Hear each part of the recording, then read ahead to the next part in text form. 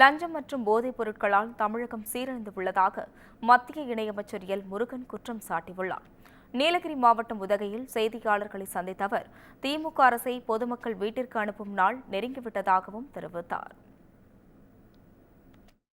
நாம் பார்க்கிறோம், இன்னைக்கு சட்டம் ஒழுங்கு மிகப்பெரிய அளவில் சீர்குலைந்திருக்கிறது. எங்கு பார்த்தாலும் லஞ்ச லாவண்யம், எங்கு பார்த்தாலும் கூட ட்ரக்ஸ், மதுபானங்களினுடைய அதிகமான மக்கள் இளை தலைமுறையை சீர்கெடுத்துக் கொண்டிருக்கிறது. நாம் நம்மளுடைய இந்த திமுக அரசாங்கத்தை வீட்டுக்கு அனுப்புகின்ற நாளும் நெருங்கிவிட்டது. இந்த திமுக அரசாங்கம் வீட்டுக்கு போவது உறுதி. தமிழகத்தில் சட்டம் ஒழுங்கு எப்படி சார்? சட்டம் ஒழுங்கே இல்லையண்ணா. இதை பத்தி பாருங்க, நீங்க எங்க நம்மளுடைய மகளிருக்கு பாதுகாப்பு இல்லை.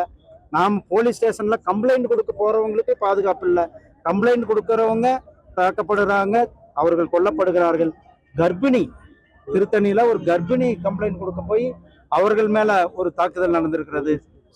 போலீஸ்க்கே இன்னைக்கு பாதுகாப்பு இல்லை. பாருங்க, நம்மளுடைய பொள்ளாச்சியில போலீஸ்க்கே பாதுகாப்பு இல்லை. இன்றைக்கு தமிழகத்தினுடைய சட்டம் ஒழுங்கானது மிகப்பெரிய கேள்விக்குறியாக இருக்கிறது.